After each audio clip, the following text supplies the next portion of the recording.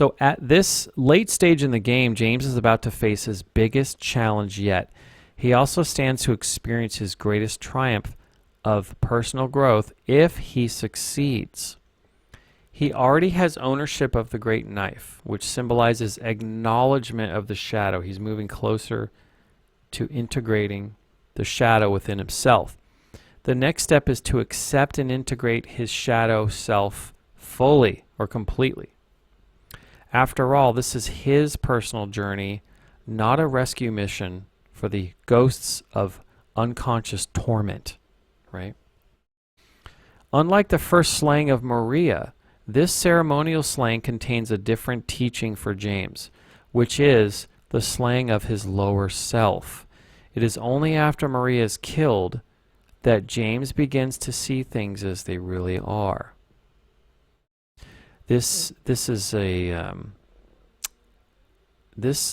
ceremony of the death of bestial desire, or not that it ends in James, but that this shadow self integrates with James. So he accepts this shadow side of himself and hence accepts his bestial desire and doesn't project it outside of himself anymore in the form of pyramid head and, of course, the fragmented anima representation of this, which is Maria. In his most vulnerable moment up to this point, James acknowledges why he projected Maria onto his deceased wife. Maria is symbolically slain before James breaks down, right? After she's slain, he finally acknowledges the illusion of his own making. Do you remember this moment? He says this. He says, "I was weak. That's why I needed you. I know the truth now. It's time to end this." James is ready to integrate his shadow. He's accepted it, and now the next step is to fully integrate it within himself. So here's where this gets really interesting with the two pyramid heads.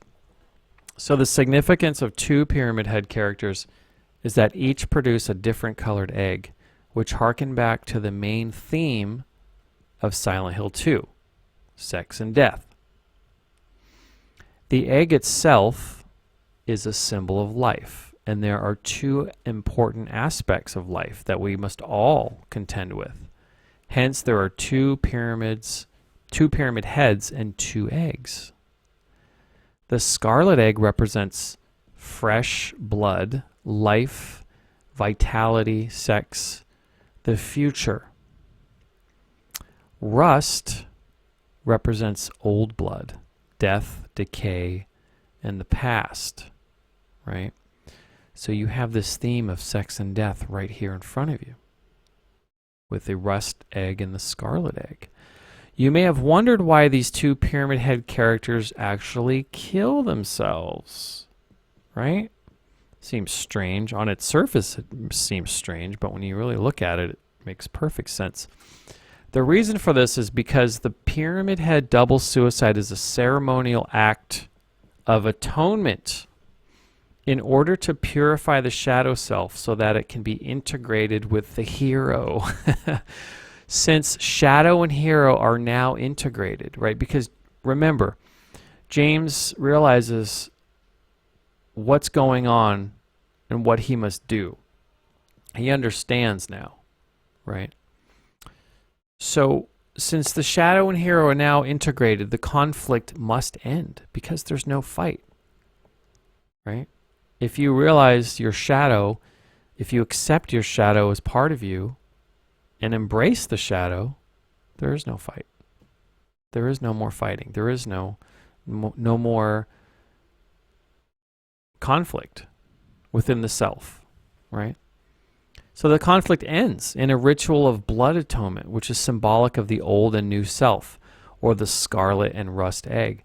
So simultaneously, the old and the new self, right, are atoned for. So the sixth rung on the alchemical ladder is distillation. This is the agitation of psychic forces which ensure that no impurities from the id or the shadow self are mistakenly brought to the seventh and final stage. The planet representing this rung is the moon, and its metal is silver. Right? This is amazing storytelling. Silent Hill 2 is quite a treasure, right? So James simultaneously, he's accepting and integrating the shadow self, and of course the shadow is now the hero, because the hero and the shadow are essentially the same once they're integrated. And so they atone. This atonement is this simultaneous atonement, and through atonement in this sense is a sacrifice, right? Giving up this illusion that the shadow is outside the self. That's the sacrifice. And what you get in return for that sacrifice is understanding that the shadow is inside the hero, right? This is part 16. Attainment of the self. So do you remember earlier in the game, in this presentation where it was raining, James was clearly in the other world, right? Here James is with Mary at the end of the game, and it's also raining. So this is telling us James is also in the other world. And what do we know about the other world in Silent Hill 2?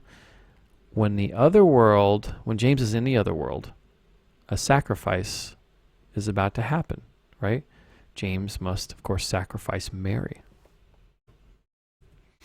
So just before the final boss battle, James encounters his guilt-ridden projection of Mary one last time. She tells him that he has killed Mary in a last attempt to keep him safe. She tells him, Mary's dead, you killed her. James can choose to stay here with his own projected image of Mary. She offers James one hell of a sales pitch. Of course, notice the rain in this scene. We are no doubt in the other world, which means a sacrifice is about to occur, right? She tells James, but I can be yours. I'll be here with you forever. I'll never yell at you or make you feel bad. Yeah, right. James rejects this offer to wallow in the recesses of his unconscious and instead chooses a new direction, right? Because he's already woken up. He woke up with the slaying of Marie. He started to wake up with Eddie and then with Angela. Well, Angela really started to shake him up, and then with Eddie, and then with Maria, the slaying of Maria. And now homeboy's woke, right? So James rejects this offer to wallow in the recesses of his unconscious. He's going in a new direction now, and he tells Mary, I understand fully what's happening. The problem is you're not Mary. He realizes this is unconscious projection, right? In the deepest sense. However, James won't be able to forge a new path so easily, right?